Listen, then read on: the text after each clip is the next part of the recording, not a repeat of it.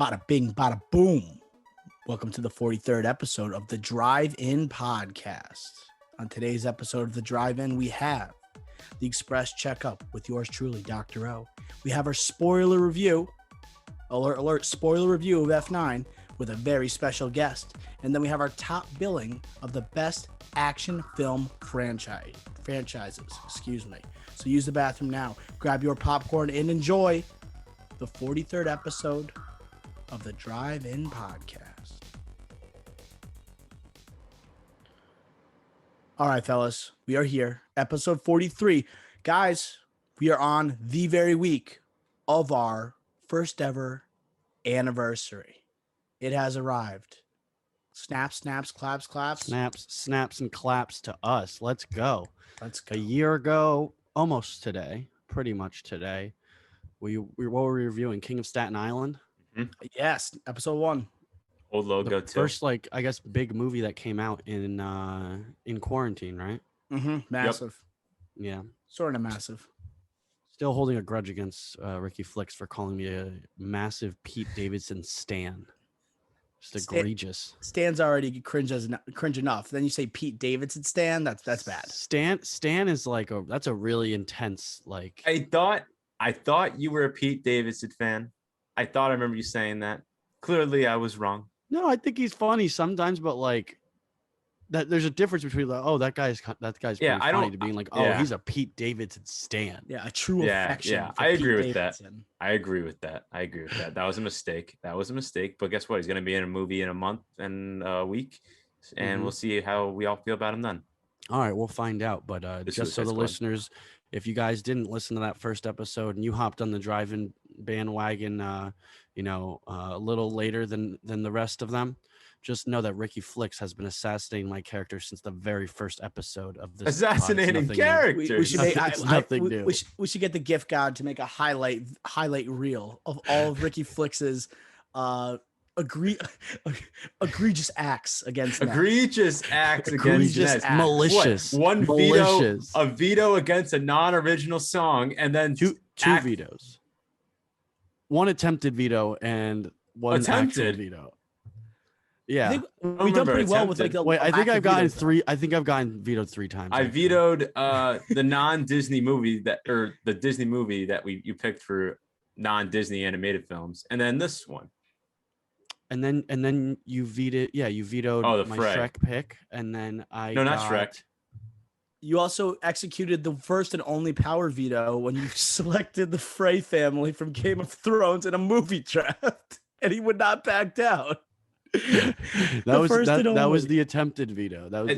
I didn't know a power veto existed. My hands were tied. It no longer exists. It has disappeared. It's no longer applicable in our top billing drafts. I think it's just a stick at this point. It's a stick, and Ricky Flex was going to stick to it. He won't admit to it. And I think that's a part of it too. But if you listen closely to our episodes, and you might even hear it during top billing today, there could be some malicious intent coming from Ricky Flex. What is up with this? You two are just ganging up on me. No, listeners. No, listen. What's the malicious intent here? Love you to death, but I don't understand the malicious intent. If you go back and listen to every top billing, me and Flicks are just going at it. I agree. I'm a mediator. I'm like Chris Wallace. You are. I don't know. I feel like Dr. O and I have some rivalry. I think I just get into rivalries. I think you're just okay. Zoe Saldana pick for underrated draft. I really wanted to see. I really wanted to drop that clip. Yeah, I want to drop that clip on our. I'm ashamed of what happened during that. But speaking of arguments, guys, there's a big Twitter trend. Sorry. You have to know the situation. There's a massive Twitter trend going on right now. It's going on. People are quote tweeting one another in movie Twitter. What's going on is that people are listing 5 movies they've seen 10 times or more. Right. So I wanted to bring that up now, and I want to see what movies stood out to you initially. Like you can name 3 or 4, or even if you have 5 right at the top of your head. You guys, I'm going to start with you, Flicks. You got any movies that you've seen 10 or more times? Shawshank for sure. Dark Knight easily. Those two, those are probably the 2 highest I've seen. And also I would say Godfather, just because at least like I know it's a long movie, but Thanksgiving's at least a minimum time I'm going to watch it then on AMC, like they have that marathon. And then at least one time throughout the year, I'm going to watch the Godfather Epic, where they do the 2 movies back to back, but in sequential, in the proper timeline order. So that's 3 right there that I know I've seen over 10 times easily. And then a recent one, Infinity War. I watched that. Like, see that 10 times? Yes. I saw that first year, right when it hit Disney recently. Plus and Netflix, 10 times. So that was a recent one. And then just honestly, another like couple comedies. I know, Dr. O, you mentioned Wedding Crashers. That's one for me. Anchorman. I tweeted it out, but I don't think I included a couple of them that I included on my tweet, but I know I said enough. Nez, how about you? Scott Pilgrim versus the World. Expected. Pulp Fiction. Ooh. Most of the Star Wars movies. Oh yeah. A Christmas Story. You made me think of that. That's every Christmas my family we would watch that 24 hours of the Christmas Story. So that I was probably in my childhood, I was probably racking up 3 Christmas stories per year. So those add up. I might have seen this like 100 times. I don't know. And then let's see, what else is there? Shrek. I've seen a million times. Definitely kids movies, because like there's Space Jam. I've seen more than 10 times. Yeah. Yeah, Dodgeball. Another one. Dodgeball. I've seen a million times. And then that came back came out back in 2004. So now we got 17 years ago. And like how many times do you watch Dodgeball a year? Probably once or twice, maybe. Like the years add up. Yeah, you rack those up. I mean, I remember there was a summer we watched it at like 4 straight sleepovers. Some of my friends. I mean, that's a sleepover movie. That's a sleepover with that. Step Brothers. That's another one. I the ones I listed: Dark Knight, like Ricky Flex said, The Sandlot, easily. I watched that 10 times in one summer, maybe. Deadpool, Harry Potter and the Goblet of Fire. Although I could list almost like the first 5 Harry Potters and just say I watched each of those 10 times. Shout out to Sci-Fi, shout out to TNT, shout out to all those channels that throw Freeform, formerly ABC Family, just nonstop marathons of Harry Potter. Honorable mentions I wrote on a reply tweet to myself: American Pie 2 and Employee of the Month. 2 I've seen definitely. Employee of the Month? Yes. Yes. Dan Cook. Oh my God. Forgotten comedy. Another one I forgot to say: Miracle easily over 10 times for me. Oh, that makes me. Then you mentioned sports movies. I think of Friday Night Lights. I was obsessed with that movie. Sad. Ricky Flex cried at the end of that movie. I did. Wow. Yeah, I forget when it came out, but our oldest brother, I watched it with him one day, and I was incredibly young at the time whenever it came out that year.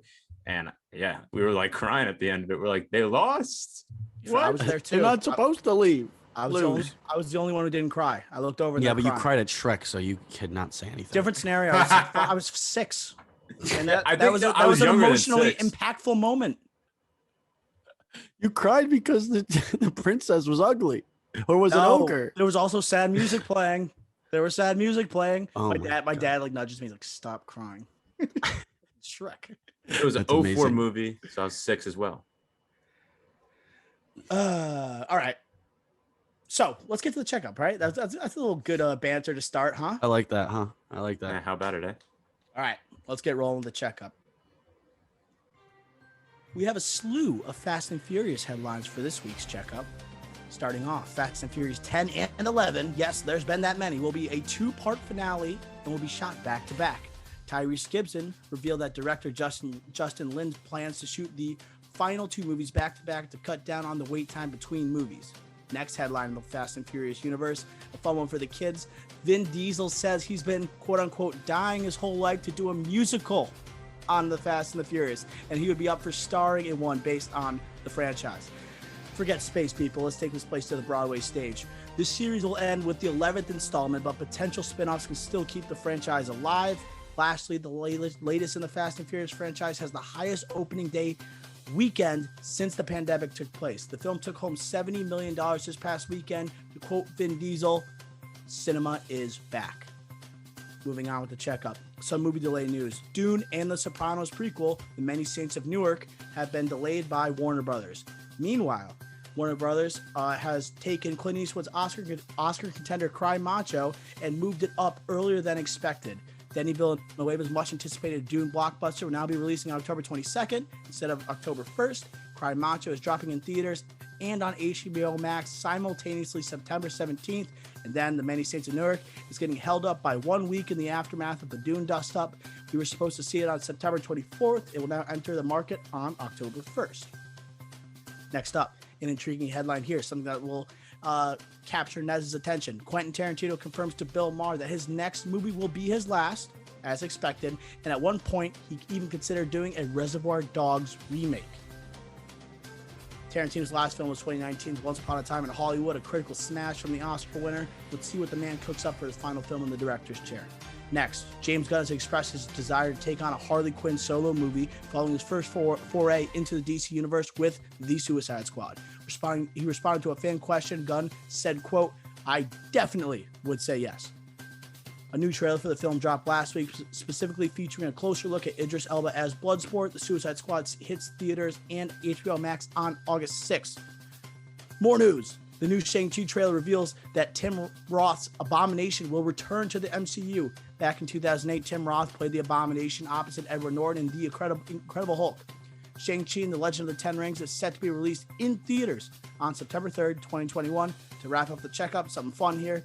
Dwayne Johnson is set to star in and produce a mystery Santa Claus-themed action-adventure movie, Red One, for Amazon. Amazon hopes to tie the movie into holiday branding and business ventures on their e-commerce side. Did someone say Nomadland? That does it for the checkup this week. Flicks, which of these many headlines capture your attention? A lot of movie news. Get a drink of water there, Dr. O. For me personally, Dune. The Dune news was, I think, that took over Twitter for a day and a half. That was bonkers to me. The fact that they are moving it to the same day as Last Night in Soho and French Dispatch, already a Timothée Chalamet movie, like, it's just bonkers to me. I don't understand it, as in why like have that competition. I know Dune will still take home the highest amount, but I do kind of feel bad for the movie theaters, as in kind of space it out and try to get more revenue rather than making audiences pick between movies on one weekend. But for me, I know I tweeted this out. I'll be in a movie theater for 9 straight hours. I would be there the entire day. We already talked. I remember a previous episode, Ricky Flex. We talked about how crowded that date already was. I know it kind of got freed up with Cry Macho and everything. Mm-hmm. That's a lot of great movies heading into Oscar season, man. That's a lot of talent that's going to be up there. I'm hoping that, I know Cry Macho, I'm expecting Clint Eastwood directing movie. It's going to be up there. Dune, Denis Villeneuve. We know French Dispatch is going to be there. I'm really intrigued to see what The Many Saints of Newark will turn out to be, because we know Sopranos historically, obviously, massive TV show, was so successful in that format of entertainment. How is it going to look? Prequel movie style. Let's see if it works. What are we going to say, Nez? Yeah, I mean, I actually don't hate the idea. I think I do agree with you, Flicks, but also I think people really are kind of forgetting about movie theaters and whatnot. And I think they're just kind of just getting warmed up and back into the swing of things. I think by the time, is it October? Mm-hmm. October rolls around, I think it's going to be more of a habit again, or more of a thing to do. I think everybody's outside now because it's summer and stuff. And I don't think the movies are doing as well as they, normally do outside of a pandemic, but we're easing back into things. People are starting to go back to the movie theaters. And I think it'll be just more like people might have one movie under their belt by the time they get around there. And then, they go and they see the Dune trailer. So I just think that they're kind of easing their way back in. And I don't think that, would Fast and the Furious be doing 70 million if, this was 3 or 4 years ago? Oh yeah. It'd be breaking a Hyundai. Yeah. They'd be doing way more. So they're kind of easing back into it. Wait until people kind of get back into the swing of going to the movie theaters again. And that's when they're going to strike. I agree, man. It's going to take some time, no doubt. I think the box office numbers are a little thrown off too, especially with Warner Brothers and their partnership with HBO Max, how that's kind of what's going to shape out there. The Suicide Squad, you're anticipating a huge opening, but at the same time, people can just sit in their homes and watch an absolute banger of a movie. Probably it's shaping up to be something special. We don't. That was a little bit of a foreshadow. Could be true, could be not. But we have Black Widow coming out in 2 weeks. The anticipated box office opening for that movie, $90 million. So that's expected. Marvel, like they postponed it for so long, they got to be banking on like, dude, this is hitting 100 mil. They want it so bad. How many times has that movie been delayed? How many trailers have we seen? I'm actually really excited for that one though, for theaters. Can we just talk about they're coming out with a 10th? And I mean, I've been saying stop making these movies for like 6 movies. I'm talking about Fast and Furious here. Didn't watch Fast 9. Boycotted. I've been boycotting these since Tokyo Drift. If you want the Paul Walker lookalike is boycotting his own franchise. Exactly. I'm done. Stop making these movies. It's just annoying at this point. It gets me so mad. Scotty Furious isn't going to be happy when he hears that. Scotty Furious, our special guest later today. Sorry, Scotty. That's why we have somebody replacing me, because I just could not fathom watching another Fast and the Furious movie, even if it's for my own benefit. Just drew a line. I'm not watching Fast and F9, not even Fast 9, not the Fast and the Furious 9. That's kind of hilarious how like every one of the beginning of those first 4 movies, it was like Fast and the Furious, the Fast and the Furious, the Fate of, like it's just like all of them, like they're having a hard time too fast, too furious. Too fast, too furious. Well, and then we get to just F9. So, well, to keep with that trend, what's another Vin Diesel popular movie? The Triple X movies. This one, the 10th one has to be FX.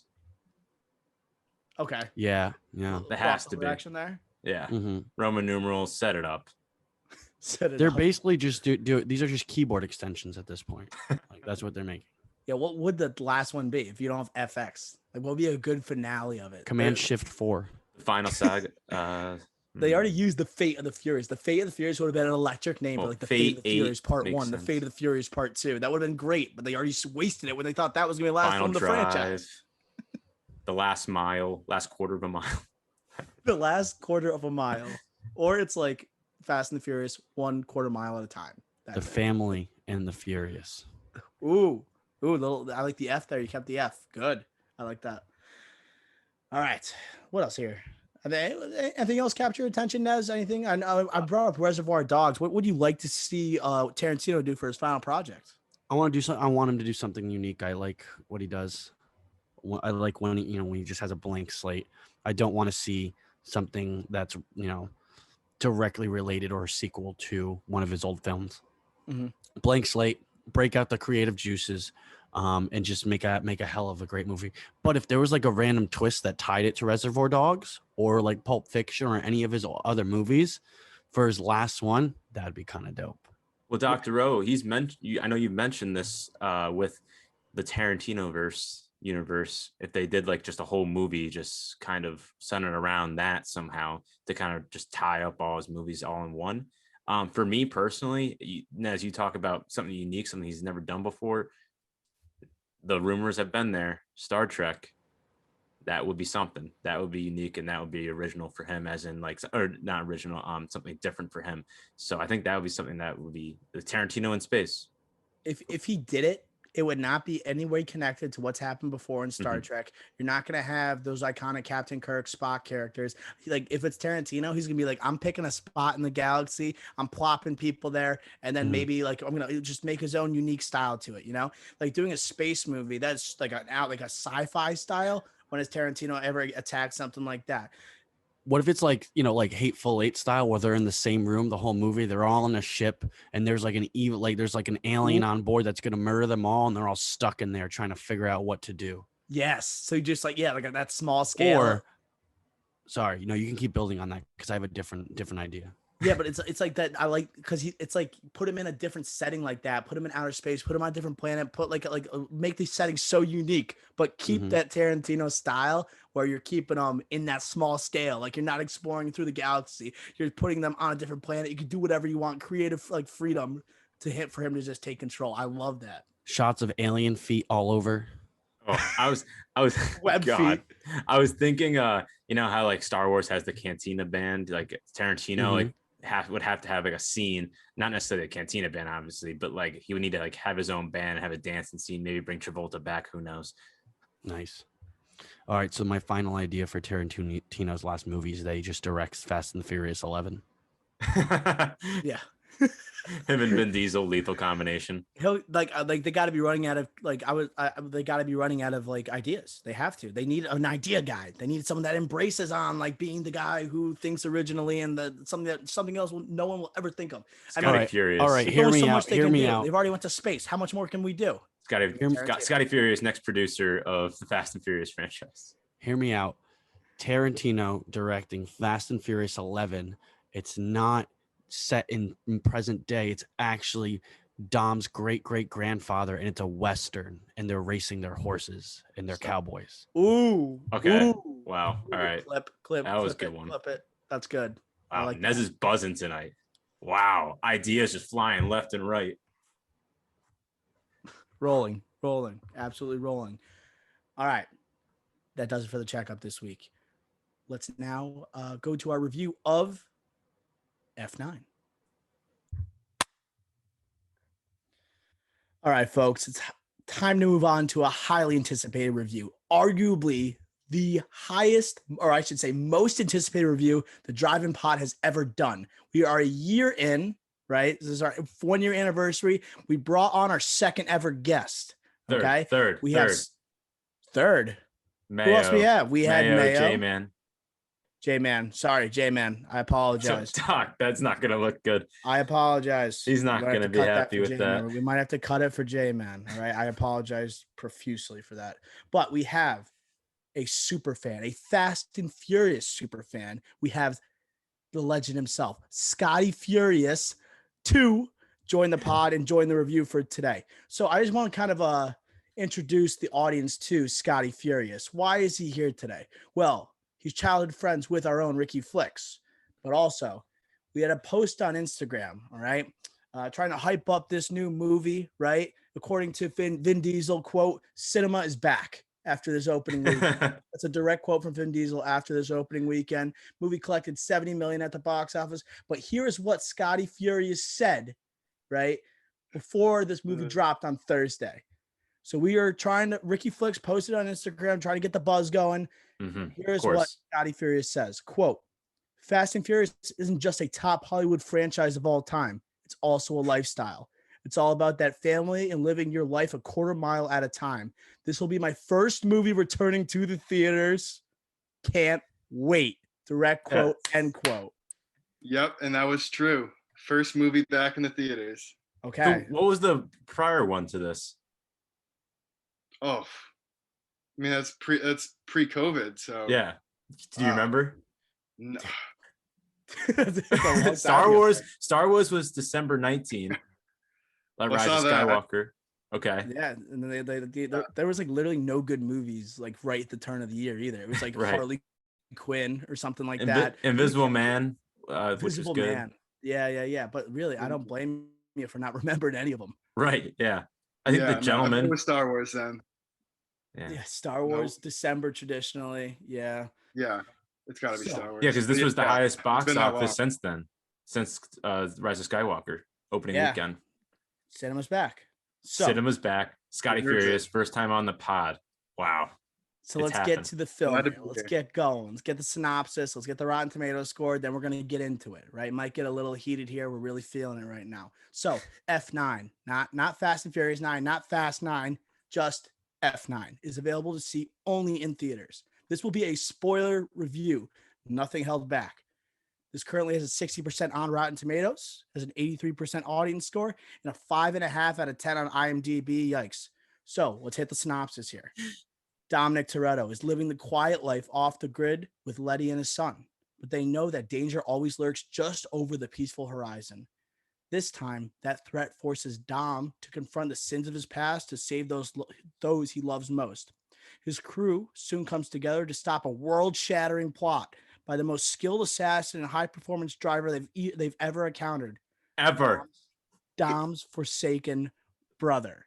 That's a hell of a synopsis. He has a brother, folks. Such a simple movie here. We're talking John Cena, folks. So let's start off with some knee-jerk reactions. I want to hear from Scotty Furious first. You leave the theater after F9. What's going through your mind? Well, I hate to jump to the very end, but there was that little post-credit scene maybe we can save that for the end. A little teaser at the end. Don't want to go too early, but Okay. yeah, completely positive reactions. Can't wait for Fast 10. I mean, I'm gonna be biased here, folks. Like I love the movie. I'll try and save my bias when it comes to the review score, but walking out, it's the biggest smile on my face and since Star Wars back in Christmas 2 years ago, like you were saying. Like it's just being back in the theaters. Oh my gosh. And without even going to the IMAX, just cars revving, planes like soaring through the air. I mean, it's just, oh. We weren't even in IMAX and we were buzzing. Like that's a good theater experience. Like without the IMAX, but you could still get that sense, that entertainment factor from the cars buzzing. I don't want to keep using buzzing, but buzzing, blaring in your ear, and all the action sequences. Justin Lin, I thought, did a great job with that, and we didn't even see it in IMAX, which I thought is a positive for this movie. Mm-hmm. All right. And the giddiness on Scotty Furious right now is getting to me. It's only making me smile, but I have to say, I didn't stay for the post-credit scene, and I knew there was going to be one. I knew there was going to be one, and I chose to leave, dude. Wow. I got to be honest, Scotty Furious, this movie was not good. Oh, no. This movie was not good, dude. This movie was not good. But I have to preface this. I am not a Fast and Furious guy. I have not seen all 9. And I've seen parts of Hobbs and Shaw. I haven't seen the whole thing. So I'm coming from a perspective. I'm almost like on the opposite. Like I'm almost biased in terms of I already have like a marks against this franchise, while you are already leaning towards like, I mean, this guy loves Fast and Furious movies. His name, for God's sakes, is Scotty Furious. So I agree with Ricky Flicks. The action was phenomenal, but guys, we're getting this movie was absurd. What I saw here was absurd. So I just want to rattle off a couple things. I want to hear your take on the action sequences. You knew we were into something nuts from the opening sequence there, okay? When it comes to when they're in the jungle, right? They're first introduced to John Cena and what's her Charlize Theron's character's name? What's her name? The villain? Cypher. Yeah. Cypher. Great name. Great action movie villain name. So right when you see them getting off the bridge, you see Dom Toretto and you see Letty saying, "Don't do it," hops off, somehow attaches onto a bridge and swings as if like, oh yeah, he meant for that to happen. And also to kind of jump into one of the end scenes, the magnets, dude, they got to take it easy with the magnets. The magnets look sick though. They were good, but it was almost crazy when, like, I think it was when Letty didn't take control of the tank yet, but there was literally 100 cars just flying into the tank, Well, dude, it's like you're pelting somebody with like I don't know, like wiffle balls or something. It's just like boom, boom. But Dr. O, it's clear they haven't seen Fate of the Furious, because in that movie there was at least 100 cars coming down from like a top of a building right around in a limo. So if you want to talk about craziness and cars like just coming out of the air, I think Fate of the Furious set that up perfectly, where this one is like, all right, it's not necessarily believable, quote unquote, but you're ready for anything. Right. And then Scotty, I want to know your take on like maybe what was your favorite action scene, and did it ever border the line of absurdity, or is this what you should expect when you go and see a Fast and Furious movie? Yeah, I think you took the words out of my mouth. You have to go into it, especially after Fast 5. And just going back to Fast 5, when they're driving that safe through the city of Rio de Janeiro. Oh yeah, baby. Hitting the safe around and like just destroying the entire city itself.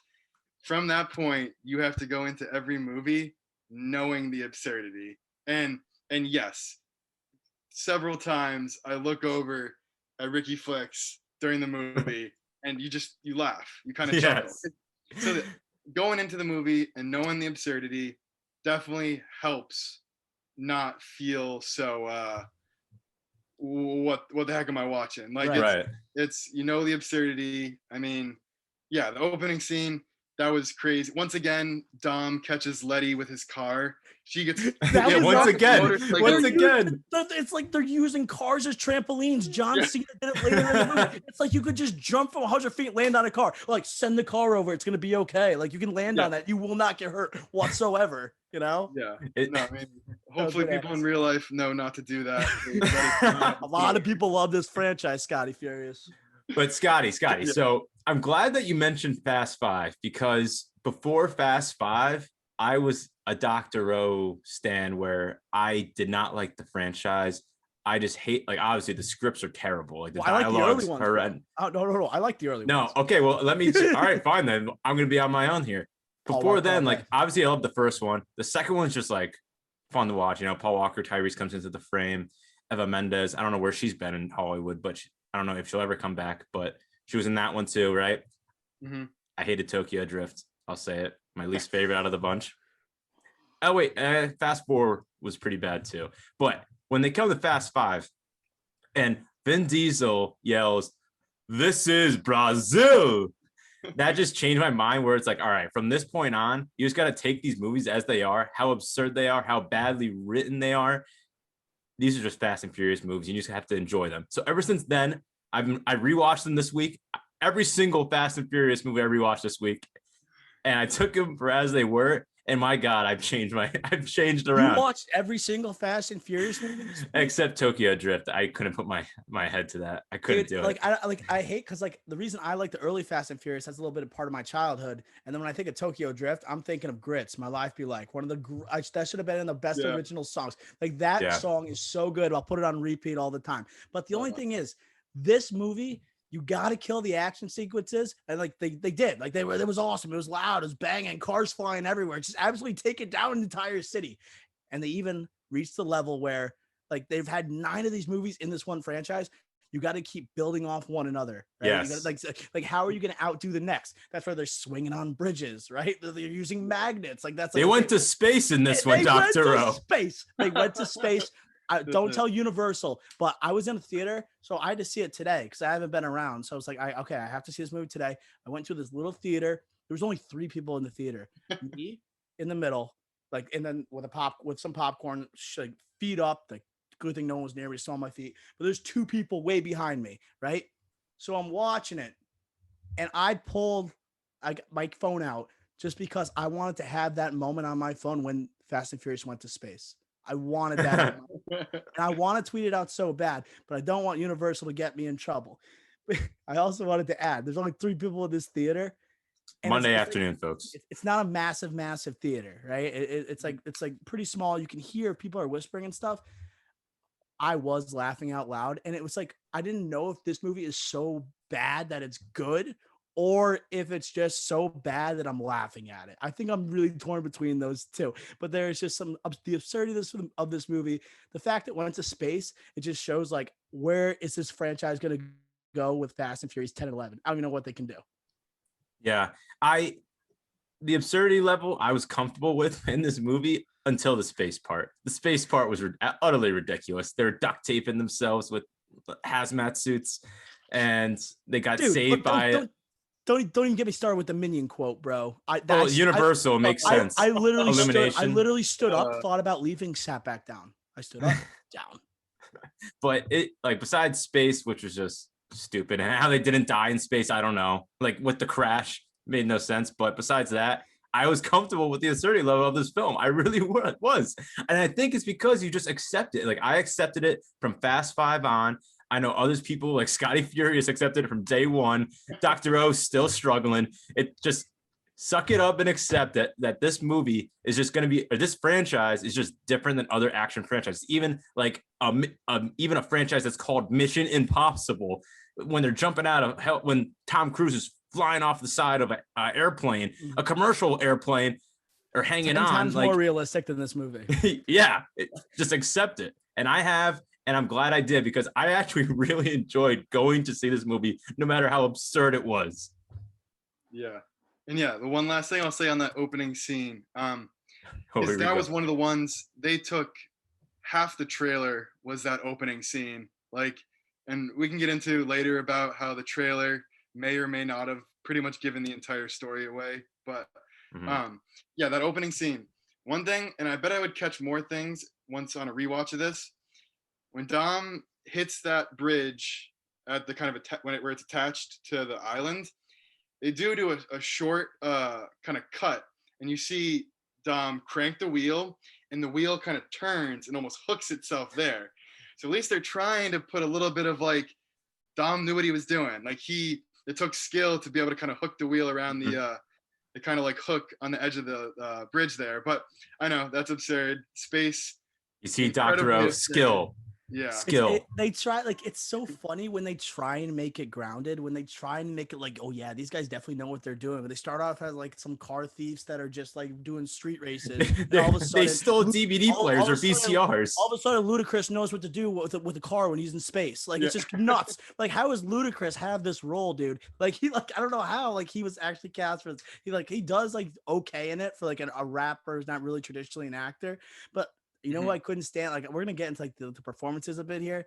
Like Tyrese Gibson, dude, he's got to just shut up. Like, he's so annoying. I know you might like him. I know I might be upsetting you. Some of his like comic relief hits, dude. I would say half of those jokes, I was just like, this is all he does. Like it's just a one-liner joke. He's the jokester of the group.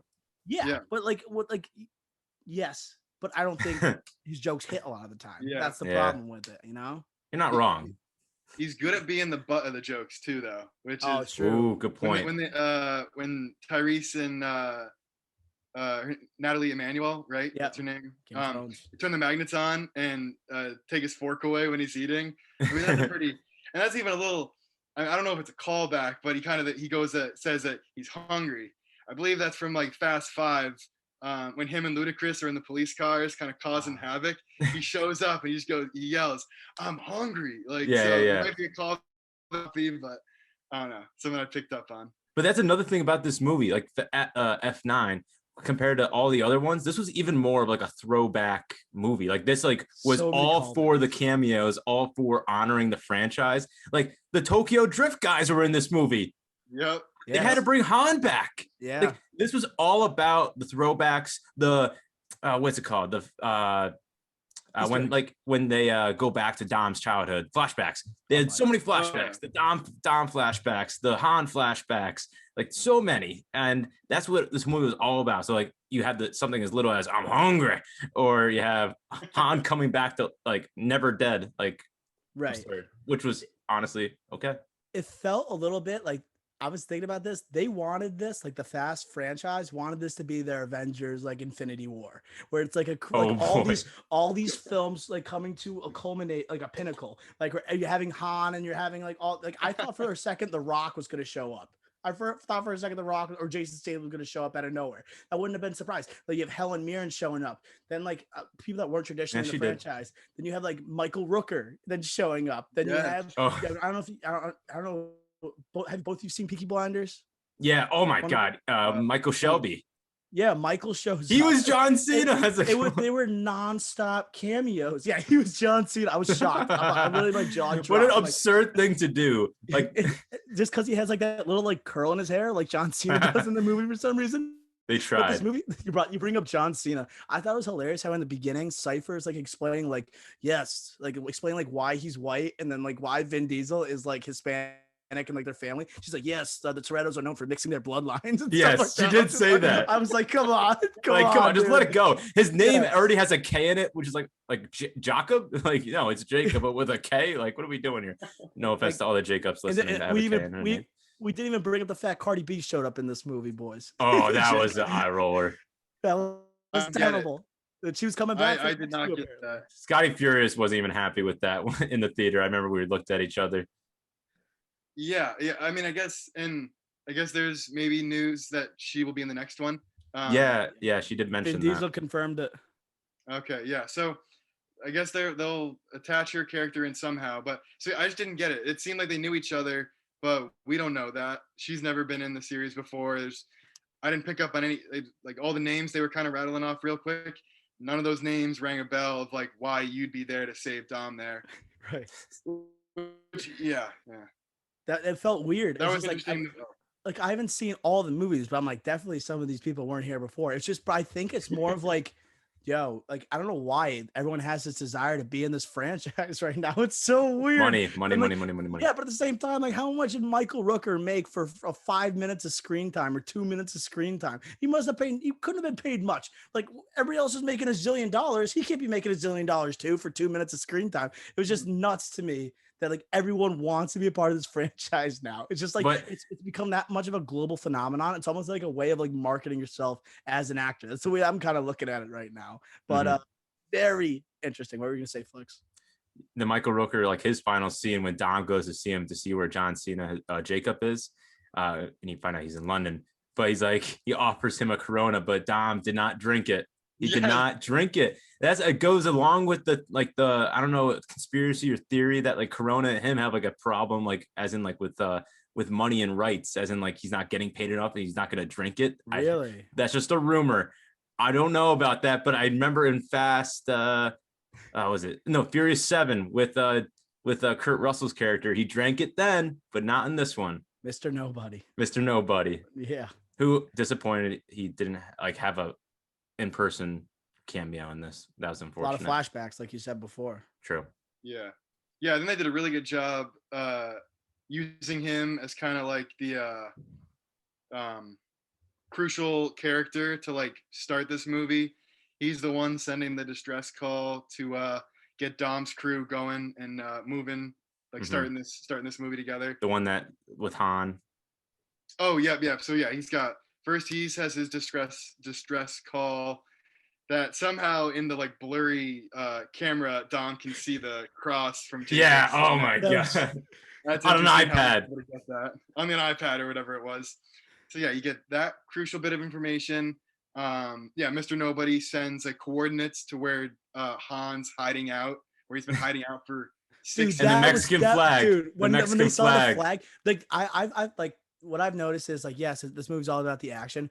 This writing was just to make it as convenient as possible for them to make sure that they were successful during this journey. They're just like in a random spot. What were they in Tokyo? Where were they? Again? Tokyo, yeah. There's just wait, this is my Mexico. Oh, there's a Mexican flag. Like, look how convenient is that? That was it's bad. like when we happened to be. I was just like, come on, get a little bit better than that.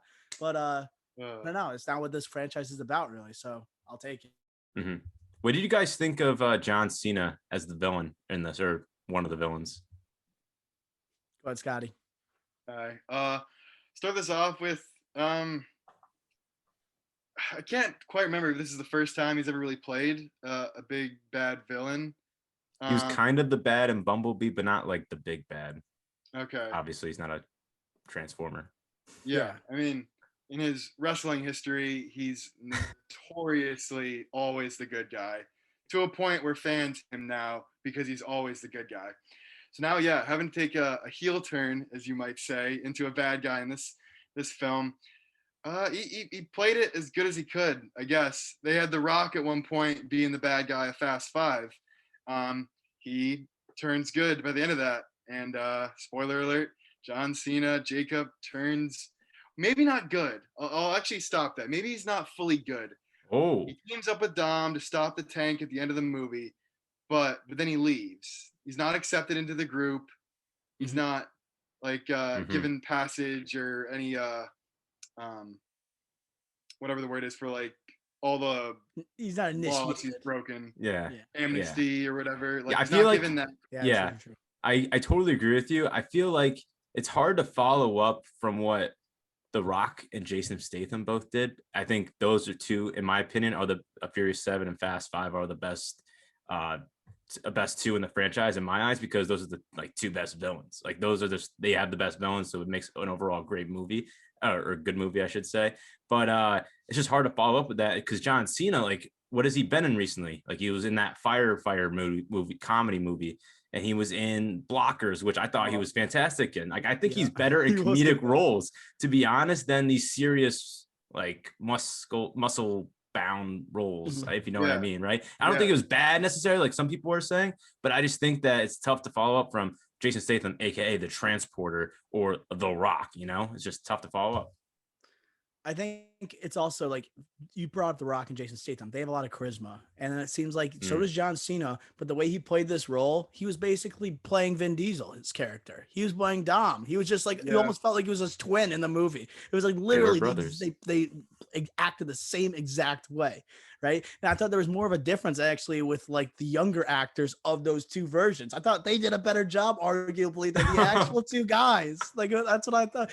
But also Michael Shelby. We're talking about, I'll let Scotty Furious make a comment. It looked like he was about to say something about it. So go ahead. And then I wanted to move on to like the other cast and everything. I mean, I just, I know I'm going to be all positive on this, but I think you may have a strong point of the younger versions maybe being a better actor of the role. I mean, Younger I thought Dom. those flashback scenes were great. Younger Dom. Yeah, no, those were really good. Yeah, so I will say this. I might have to, yeah. I'm going to agree with you both, but Scotty Furious, outside when we were walking out together, what was one of the first things you said to me about Vin Diesel in this movie? Do you remember? You said you said he was a lot clearer. You could understand him a lot better. And I agree with you. Right, I agree with you. Like, I don't. It's hard. Yeah. He says 5 words in a sentence, dude. Like it's like hard to like. How do you screw up these lines? He didn't really, because it was hard to like. He didn't really have much. It felt like the dialogue was so weird in this movie. I know I've only seen bits and pieces of the other ones, but like everything they say is a cliche, and then it's a 1-line sentence, and it feels like they're trying to be the most dramatic. Like there's no like normal conversations being had at any point in this franchise. They're just never talking like normal people. They're always just saying like family is everything, this, that. I'm just like, dude, like I need a break from the way you guys are talking right now. Like it was bugging the crap out of me. Right. And that makes you roll your eyes more. So like you already know the action is so outlandish. And then they're talking like that. They're just going full like 80s action movie. Like, you know what I mean? Like, yeah, I agree with you. But I think that if you kind of go what I was saying before, if you accept it and just, you're not going to get it, like what you want with the dialogue, and just accept like, hey, you're here to just watch Vin Diesel on screen and just be Groot, a human Groot. I knew it was coming. I knew it was coming. Like I know what the franchise is all about, but it's not going to change the fact like I'm going to roll my eyes. I'm going to laugh out loud at stuff I shouldn't be laughing about, you know? So then it's like the movie in terms of the writing, making it so convenient. And then it's also having all these characters that are coming out of nowhere. And it seems like it's just a huge marketing ploy for a lot of these other actors. It just felt really weird at times, But that's why the movie makes so much goddamn money. It makes so much money. It's gonna go ahead, Scotty. Yeah, with that, like, so all these like minor characters showing up with, if it's gonna be for more money or for like spin-off movies. I think some of these characters only had small roles because they might just have. I think like the Tokyo Drift crew had a pretty small role because there might be a Tokyo Drift 2. I'm not sure what the timeline would be on that, but that would be something. Yeah, that's why maybe some of the characters, like you said, it's like, well, why are they even really in here? Maybe it's for future purpose. Or Han's daughter had a really small role. I say daughter. Daughter, you want to call her. Yeah. But yeah, I agree with you. Like, what if like Han gets his own spinoff, like with Mr. Nobody, like a little prequel to this movie? Like, what has he been doing for all these years, right? Or maybe like, I don't know, like what you said with Han's daughter and Han, or I don't know, like maybe like Mr. Nobody and John Cena, when John Cena was like doing spy missions with Mr. Nobody. Like there's so many spin-off ideas that they haven't even touched yet, to go along with Hobbs and Shaw, like that, like continuation of that. So there's so many like options here. And I think with the biggest one, obviously the biggest like headliner is Fast and Furious 10, having 2 parts, basically being 2 movies. Like, what are they going to do there? Like, I have no idea. Scotty Furious, like, any ideas for that one? Yeah, I mean, I know I'm a super fan, but I hadn't heard that their Fast 10 would be split into 2 parts. Is that a theory or? No, it's happening. It's 2 parts. Back to back. Really? Okay. That's breaking news. Breaking news. Yeah, I mean, you're gonna have that many characters. You can make a 6-hour movie, split into 2. Like, you can, yeah. They one thing, and I'll agree, writing like isn't the best. And one thing they've done it better in movies, kind of the pace of it. I thought the pace of this movie could have been a little better. It was just scene after scene after scene. There wasn't even really transitions. It was just hopping from one country to the next. Like, I agree. Good point. So yeah, that was real fast, and that's just because they have so many characters. They had like 3 storylines, like all going at once with all the flashbacks going on. Yeah, with the flashbacks too. It's like they get all those storylines just to kind of get to one main line for like the back half of the movie, where like it's then that last kind of heist. I don't even know what country they were in when they were trying to take down the tank, but they kind of all the crew all kind of yeah, exactly, yeah. But I'm excited where all these different characters that we haven't even really talked about today could go. Like there's just so many of them. There really is. And I know that's something they've talked about with the franchise. I know Vin Diesel's made comments too, where yes, 10 and 11 are gonna be the last ones, but there are going to be plenty of spinoffs. I don't know if you guys saw what Vin Diesel also said. Is he wants to make a musical, a Fast and Furious musical, and we already know how much of a fan, me and Ricky Flicks, in terms of the song that Vin Diesel came out with last summer, absolutely blew the doors. Should have been in this movie. Yeah, it should have been in this movie. Make it in the post credits or something. Come on now. But yeah, we're gonna put at the end of this episode too, or maybe just insert it right there. But I mean, I'd be all in on that idea too. No flicks.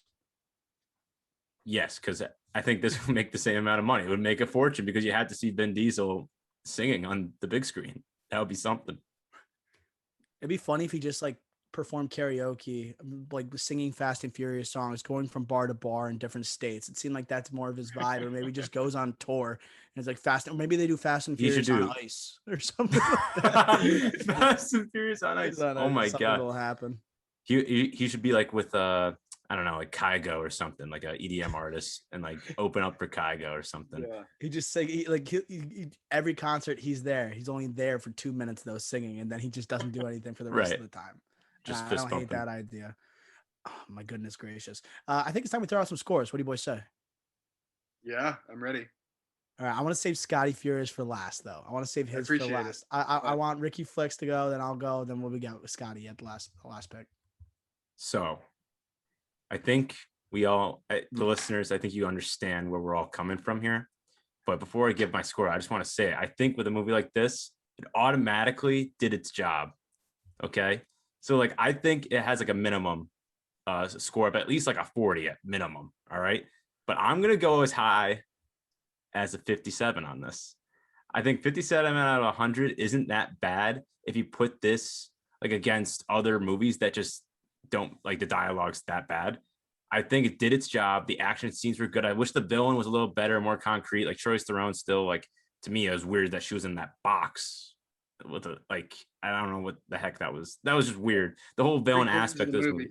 Yeah, it's just the movie. She's stuck in a box. Yeah, it's just everything about the villain aspect with John Cena and Charlize Theron, and then the other guy just seemed very off to me. And obviously, I think Scotty Furious, what you were saying about the pacing or the transitions and everything like that, tough. But 57 for me, Doc. All right. I did give it a 40. That is my score. Wow. And I was thinking about going lower, and you're right. I wouldn't say it does its job, but it has the elements that any Fast and Furious fan wants to see. And that's the most important thing. They're not concerned about winning Oscars. They're not concerned about even having I don't know, just any way, they're not, because there are movies in the franchise that have critically done decent, right? And they're not all crap or anything like that, but it did its job in terms of the action. I feel like the writing is just taking a beating at this point because I think the creativity for this franchise, it's running on low. It's running on low. We hit space. I don't no idea what 10 and 11 are going to go, but I think the absurdity of this franchise is at an absolute peak right now. I feel like there's no way the other one could be more absurd. It might even tone it down a bit. Maybe it's more of I guess almost like the Avengers, Endgame or Infinity War, massive cameos like this one.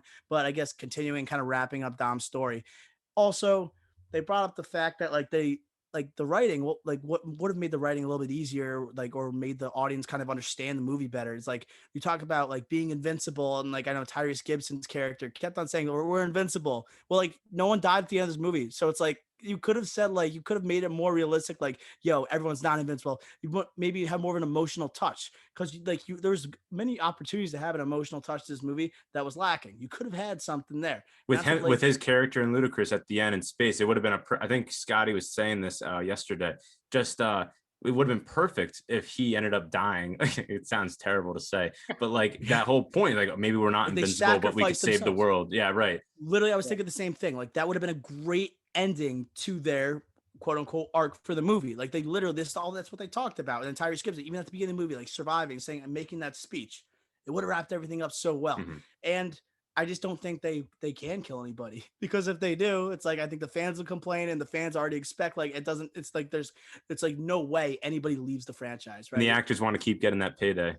Right, exactly. But I had to go 40 out of 100, and I was trying to be nice about it. I would have been harsher if I didn't like understand that this is a Fast and Furious movie late in the franchise. You know, Furious. Scotty.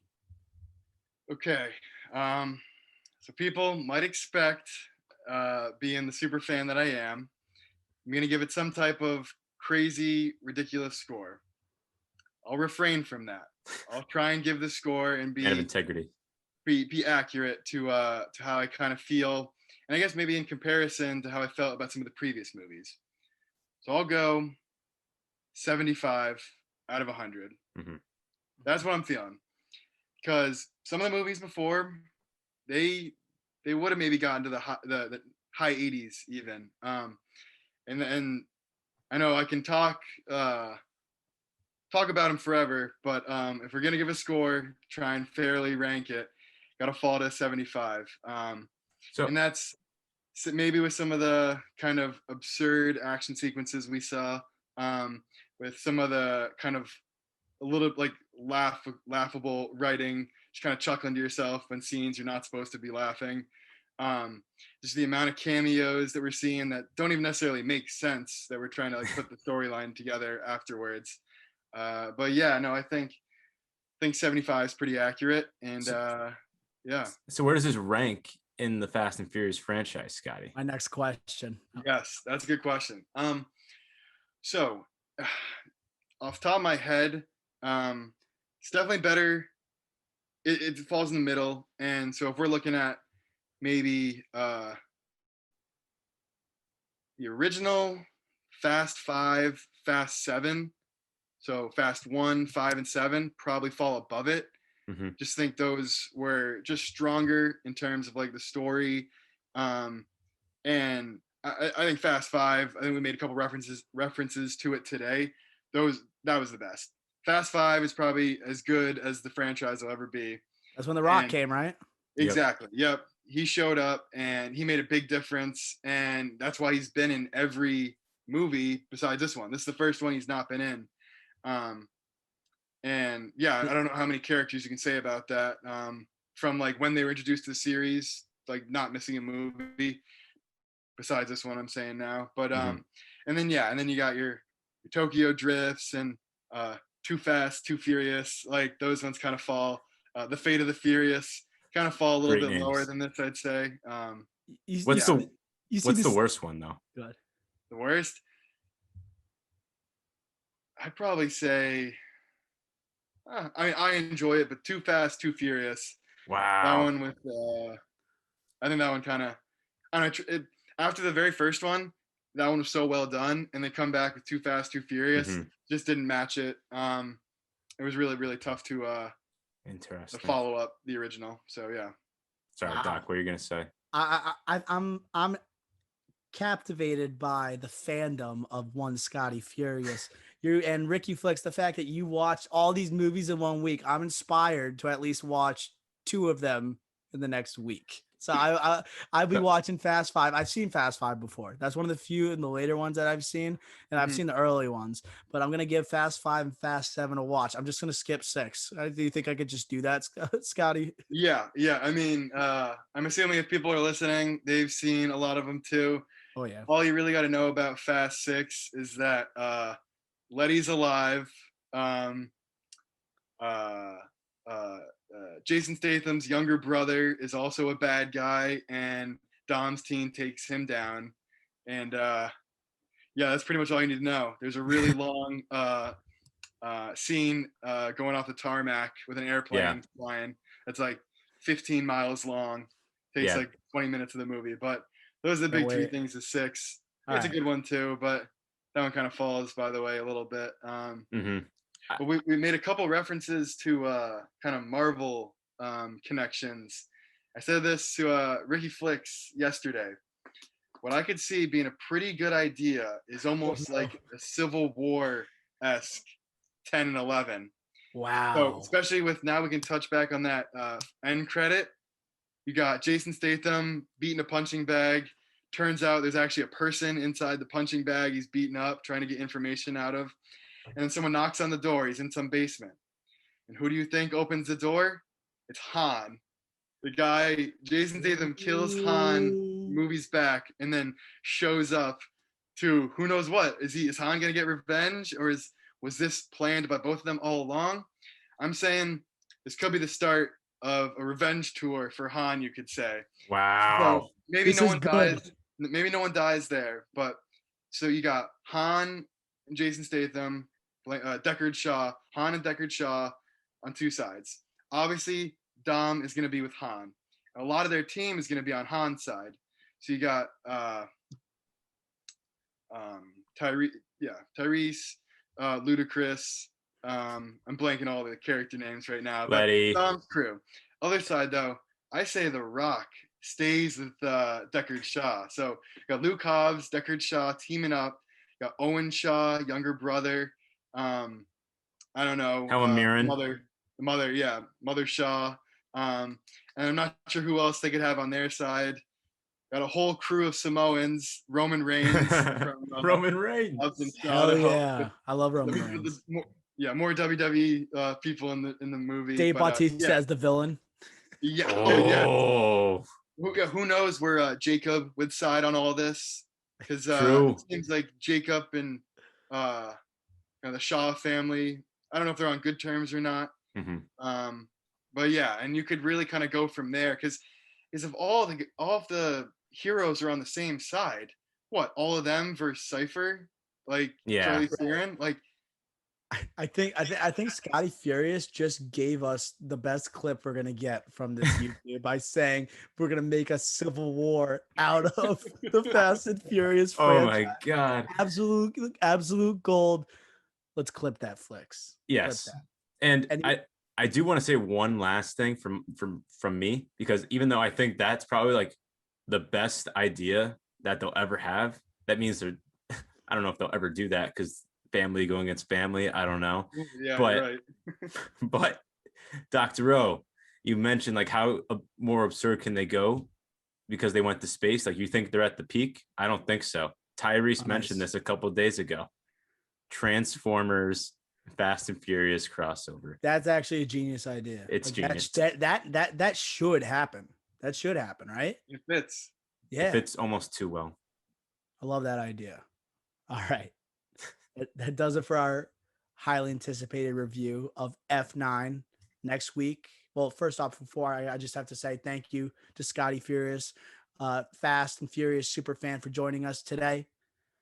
Next week, we're going to be reviewing No Sudden Move, Steven Soderbergh's new heist movie, which currently has a 92% on Rotten Tomatoes. It's in theaters and on HBO Max this Friday. I'm now going to send it over to Ricky Flicks for this week's top billing. All right, before we get to top billing, we actually ended the interview with and review with Scotty Furious a little early, but we were talking off recording about a major thing that happened at the end of this movie that I feel like we just don't have a choice. We had to hop back on. So Scotty Furious is back with us. We have to mention the Paul Walker reference at the end of the movie. Right. So Ricky Flicks, you're more familiar with the franchise. Why don't you take it from here and let me give you your thoughts on what happened there?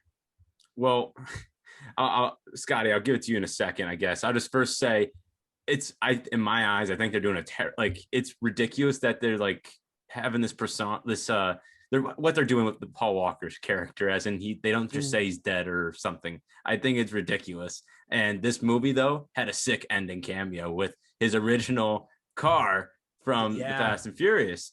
Phenomenal. I thought that was genius. Like, I didn't even think about it. He's going through this neighborhood, just going 100 miles an hour to go to the family barbecue, the dinner.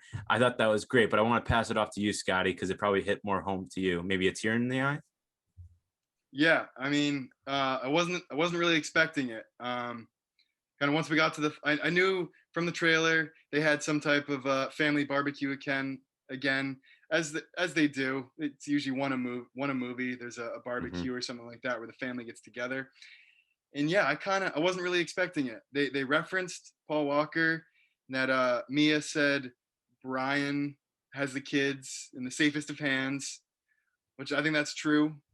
In the Fast and Furious realm, I think having all the kids go off with Brian, that's the safest thing. So we didn't have to worry about the kids. But as far as the Paul Walker reference, like, thank God we didn't have to worry about the kids. yeah, I mean, yeah, it's stay-at-home dad, Paul Walker. Yeah, no, I mean, franchise. Surprised he didn't pull up in a minivan, but maybe that would have been Furious 7. All right, we're being disrespectful. That's my fault. Yeah. I'll reel it back in with I mean, when the news of his death, like 6-7 years ago. No, that's not 5 years ago, 6 years ago. That I remember really tearing up that day. So at the end of Fast 7, when it just goes to white screen for Paul after the "See You Again," like that was waterfalls. That didn't bring back waterfalls in my eyes, but no, it was thought it was a good way to end it. I do agree that like they can't just keep going on with talking about Brian in every single movie when everyone knows he's passed away. But once again, I think they did the best they could to give a small, nice reference and kind of once again leave people leaving the theaters with a nice little smile. I mean, I agree. Right. Yeah. But it's also like the franchise, like it kind of goes with the fact that they don't let anyone go. They don't let anyone go away from this franchise. And then, but it's like, but I think it also just goes with the theme that kind of, it's like, it's gone from just being a Dominic Toretto thing to being like a Vin Diesel thing where like everyone in that franchise is family, except for maybe The Rock, but everyone's family there. Right. Yeah. Final thoughts, Flex? Yeah, I was just gonna say I think your spin zone's better than this one, but it's just I find it kind of odd how it's not subtle anymore how crazy and absurd everything is. Like obviously Tyrese, we talked about how he said we're invincible and things like that. So they're very self-aware of how absurd this the franchise is. So it's just kind of weird how they're not so self-aware of like the Paul Walker death in relation to the movie. I would find that they would want to I don't know, just have it kind of correlate, but obviously they think that's not a good idea. So I don't know. Those are just my final thoughts, but I did like the ending. I thought that was a very cool idea with the car going down past the house or in the house. Yes, very nice. So that does it for our review of F9. Now I will throw it to Ricky Flex for top billing. All right. Thank you to Scotty Furious for joining us. What a review. What a review with Scotty Furious. We're bringing back Nez. We're reeling him back in here for the top billing because inspired by our review of F9, we have the top billing of the best action film franchises. Okay? The best action film franchises. Huge top billing. Not just box office wise, but just monstrous with these franchises. These budgets, huge productions. Obviously, if you saw Fast 9, you know how big that was, and that's going to be the theme of this top billing. So you're wondering, are there any caveats? Because there's so many different types of action adventure movies. There's only two. One, no superheroes, because we'll do a separate top billing of the best superhero franchises. That's just so big and it's so popular now. We'll do that. It would just separately. Be a superhero. It would be a superhero draft if we We're all massive superhero guys, anyways. So that would be a separate one. We'll do it. We will do it, but just not this time. And the other one is the franchise, minimum 3 films that are correlated with each other, action. Franchise. Yeah, action. Those. Can I ask a question? Of course. What about can we veto if it's a sci-fi movie? Because there's action movies that are, I think more sci-fi than action. What do we think about that? It's this. I do have some sci-fi franchises on my board, and I think some of them do qualify. Other ones I think are just strictly mystical realm. I think there's I think it's gonna be more of when the pick comes, we'll have a conversation about it, and people want to veto, they'll veto. All right. Okay. I feel like we're gonna have some vetoes then, for sure. But I guess before we'll get into it, I'm just gonna spin the wheel. Listeners, if you go to our YouTube channel, you can check out what we do. I'll spin the wheel here, and we have our 3 names on it. And the first person we'll get to decide where they want to pick. Okay, that it landed on me. You saw it on the screen. And you know what? I'll take the first pick. And then the next person. Fatal mistake. Dr. O. Third. Damn it. All right. I really wanted that third pick, but actually I felt like I did pretty well in my last draft, even though I didn't win. I think I did well in that second position. So, and that brings me to the next. What a transition, Nez. Dr. O, three-peated, won the last top billing, the top billing of Movie Dads. He eked it out again. I guess just before we actually draft here, Dr. O, your thoughts? We're gonna keep grinding here. We're gonna stay humble. Let's just get to it. All right. Go for the driving for 4. The 4 for more. I don't know. I need a rhyme there. Score for 4. Bang. All right. We'll get this thing started. Myself, Ricky Flicks has the first pick. Nez has the second. Dr. O has the third. So I'm up. Let's just do it right away. Star Wars. All right. Okay. So what are we doing here? It feels like sci-fi. So should we just do? It was going to be the number 1 pick. We knew. Yeah. That's the clear franchise number 1 non-superhero, right? So let's just talk about it right away because I know we all have 1 or 2 more sci-fi here. Yeah, I left it off my big board personally. So do you not want to do it?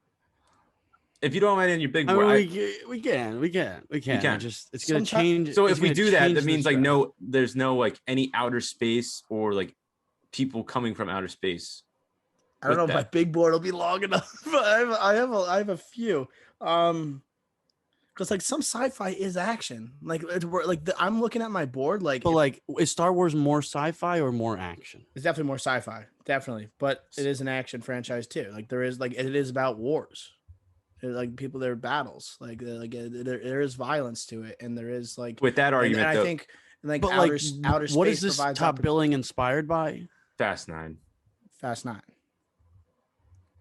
I'm just saying. I'm just making. But if we say that, then we just have to know that, basically, Lord of the Rings. Is that a? That's what I'm saying. Movie? You said mystical earlier. That will be gone basically. I don't know, man. I left it off my time. Lord of the Rings is a first round pick, in my opinion. Well, it's not just the 3 films, but it's The Hobbit and. Yeah, if you guys want to do sci-fi, I'm outvoted, so you guys can go. I will just, out of protest, I will not pick, these sci-fi movies. I got an extensive big board. You have over 15 franchises on. I have 16 franchises. I'd say only one could maybe be categorized as sci-fi. Maybe 2. I'm down for either. I just feel like if we veto it, a lot will be left off, or you got I just feel like there'll be controversy. So, Dr. O, your choice. I know. Frick. I would keep it. I would keep it. We're keeping it. Star Wars is my pick. All right. I feel comfortable with that as the 1-1. We were talking about superheroes too. We're not doing superhero films, and superhero films, a lot of times they're sci-fi as well. It's it just depends. It's how you define it, I guess. Fair enough. Yeah. Fair enough. All right. Moving on here to pick 2, round 1. Wow. I thought at least I didn't see that coming off the board, I didn't see that. It's not on my board. So I'm trying to I got a lot to choose from here on my big board here, and we're going with action franchises. I think it's safe to say that I'm going with the greatest, action scenes of all time. So I got to go with John Wick franchise. It's my first round pick. It's pretty recently made. I think a lot of my picks are relatively old. But this one I was like, you know what? I got to go with John Wick. It's too good of a movie. I was watching it this weekend on vacation with the homies, and we were just getting so amped just watching Keanu Reeves just tear through so many people. The action scenes are incredible. The fight scenes, nuts. John Wick, first round pick, and it rhymed. John Wick is my favorite assassin/spy character in all of movie history. Myself, I know it might be a hot take. So obviously, then I love that pick. Wow. But Yeah. it's a fantastic franchise. It was the rebirth of Keanu Reeves, of Keanu Sans, if you will. But it was one of those movies where there's minimal dialogue, and I'm actually writing a blog about this right now. It's like what are great movies to watch where you maybe don't need the volume, or you're pregame with your friends, or like where you're trying to have a good time, you still want to keep up conversation. You put on the John Wick franchise, and all of a sudden you look up, he's in the club, just absolutely tearing down the club, basically just destroying everybody, right? And literally he's racking up triple digit kills in every single movie he does, and it doesn't seem like it doesn't seem like Keanu's stopping these movies anytime soon. We're getting spin-offs. This franchise and universe is only growing from here. I don't hate that as a first round pick. I had it as a late like a third overall to fourth, so I like it. Yeah, I'm looking at the number of kills, on-screen deaths that John Wick has killed. 91 in the first one, 119 in the second one, 167 in the third one. Wow, they just keep going up and up. He's LeBron. He's better as he gets older. Well, Aging with that like said, wine, John Wick. Dr. O, you're on the clock. I mean, is this? Oh man, I gotta go Indiana Jones. Like that like to me that is like the pinnacle of like action movies. Like that when people say like personally, I think too, greatest action movie of all time is Raiders of the Lost Ark. Some people like the third one more than the first one. Usually Temple of Doom doesn't get a lot of credit for how good it was. I don't think it was that great, but I think Raiders of the Lost Ark is absolutely iconic. You think of iconic action scenes, whether it be the one-on-one duel, whether you talk about the literal race, like the car chase down towards the climax of the movie, talk about all the snakes. I think Harrison Ford might be the greatest action star of all time. And now he went first overall technically here with Star Wars, but he's more, maybe he's right. He's like neck and neck, Han Solo, Indiana Jones. So I like him getting in Indiana Jones with as a first rounder. Love the pick. Iconic theme music. And I mean, have you guys been to the Indiana Jones show at Disney World? Oh yeah. Oh my God, electric. Yes. I've seen that show like 6 times in my day. I mean, that was like my favorite thing to see. When the fire comes out and you feel like the heat from the fire on your face. So fun. So good. And like that was like, that is world. That's not just like it's a global phenomenon. Like that is a show that is like in pop culture too. So it's like talk about like franchise, right? Like bankability of franchises of Indiana Jones. I think that goes hand in hand with like what's going on at Disney, what they've done that for decades now. So yeah, I agree. Ricky Flux, you've seen it with me. Oh yeah, no, it was great. It's Indiana Jones. Like I think I agree with you. Like if you think action adventure goes with that like debate with the sci-fi, like just if you think action adventure and then movies, the first one you think of probably is Indiana Jones. Agreed. Absolutely. All right, you're still on the clock though. Your second pick. So I think Lord of the Rings can be considered an action franchise, even though it is, yes, Middle Earth, right? Like that, almost like Game of Thrones type vibe. But I think it's like people make that natural comparison to Game of Thrones, but there is way less politics in Lord of the Rings compared to a Game of Thrones. There's a lot less dialogue. Then like a lot of times Game of Thrones, they actually hold off on battles until the 9th or 10th episode. Like they literally just fast forward. They don't show it. Lord of the Rings, they'll show you Aragorn kicking butt, right? They'll show you Legolas and Gimli back to back chirping each other about how many kills they have, right? We think about the Two Towers. I think it can be considered an action franchise, and I rewatched these recently. I know I watched them when I was super young with Ricky Flicks, watched them with our cousins, and I appreciate them so much more as an adult. They're phenomenal films, phenomenal. The Hobbit did not live up to like its predecessor, but The Lord of the Rings got to be potential first rounder. I'm glad I'm getting the second. I like the way you said that, like the appreciation. I totally agree with you. It's just the more you watch it and the older you get, it just gets higher and higher. And you could see why the Return of the King and 03 movie, 04 Oscars. Like why it did so well critically, and that's for an action adventure mystical fantasy movie. Like ridiculous. So those battle scenes are pretty epic. I remember watching them at a young age. I know people love End of Return of the King, but my favorite, the Two Towers, it felt like it was almost like 300 vibes, right? But even less people, right? But when they're facing the orcs, and then like seeing Gandalf the White slamming down the mountain, like just absolutely glorious, hair flowing, staff in hand, just looks like he's coming down from heaven. The light is hitting. Like beautifully, the cinematography is unreal, and then the acting's great too. Just like it's literally that franchise, it almost is perfect. It's nearly perfect. It's so good. All right, with that, Nez, your second round pick. Oh man, I don't know. I still have so much to choose from, guys. I don't know what to do here. Gosh, I think I gotta go with Mission Impossible here.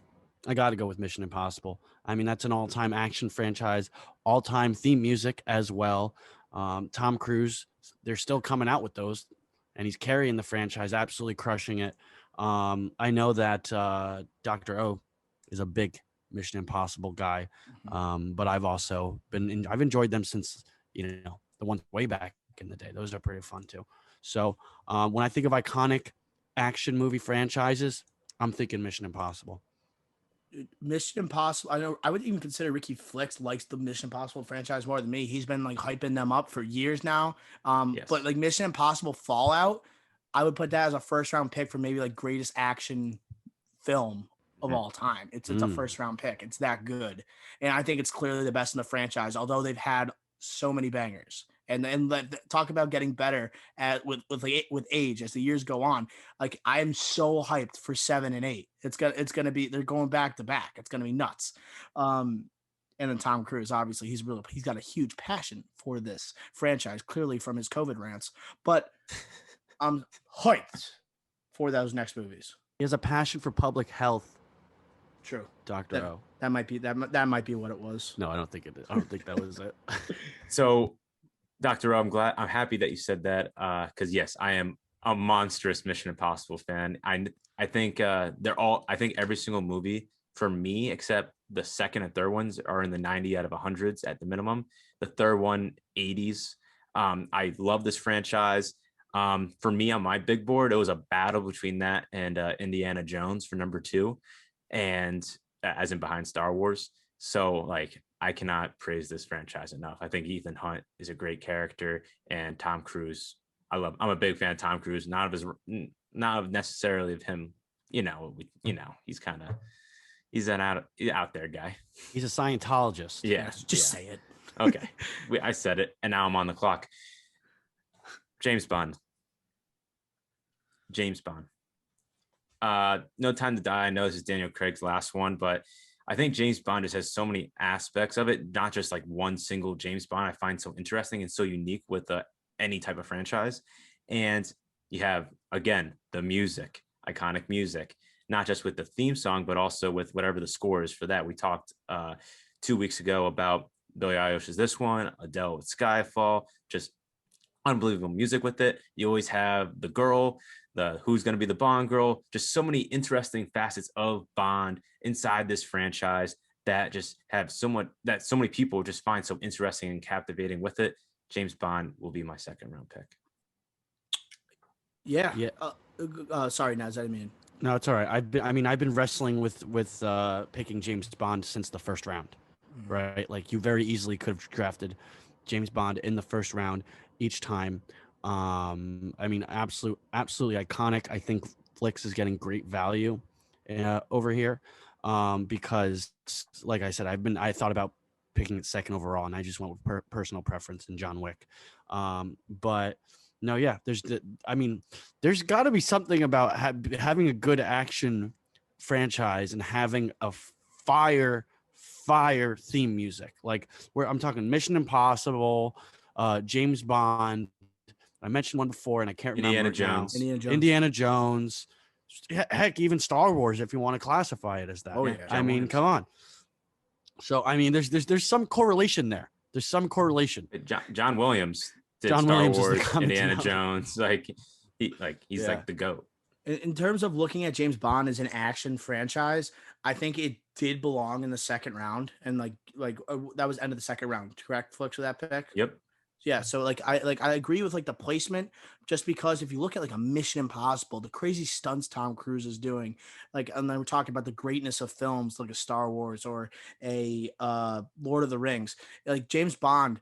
If you look at strictly on that perspective in terms of like physicality of the franchise, I think Daniel Craig, the most recent films, like it makes it more than deserving, because that's the most physical James Bond has ever been in terms of hand-to-hand combat, not being as sneaky, but more of just like I'm just gonna beat you with the brawn. That's kind of how it is with him. So I'm pumped to see what he's bringing to the table alongside Ana de Armas for the next one.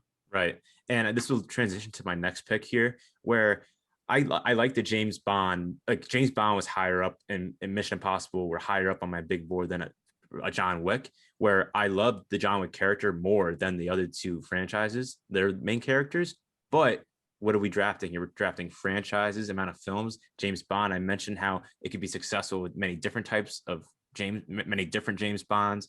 And Mission Impossible, there's going to be 8 movies, only been 3 so far for Wick. Wick will get there, in my opinion, with 4 and 5. But this goes to my next pick with Harry Potter. Are we doing Harry Potter? I don't know if that's an action movie. So what would you call it then? A coming of age story, fantastical. There's fights in every single. It's fantasy. It's fantasy. But there's no. They never. Okay. I'll let the voters handle your fate, Flicks. There's no stunts. I'll let the voters handle your fate. All right. I mean, Lord of the Rings, Star Wars, Harry Potter. Those are fantasy movies. Okay. Star Wars is sci-fi. I'm fine. I'll let the voters handle your fate. It's fine. So he's not vetoing. No, I don't want it anymore. I think you proved your point. No. You got to take it. You got to take it. The pick was Wait, you're letting me have it? Yes. Yeah. Take it. Fine. I said I'll let the voters handle your fate. So I'm just gonna keep going here for a second here.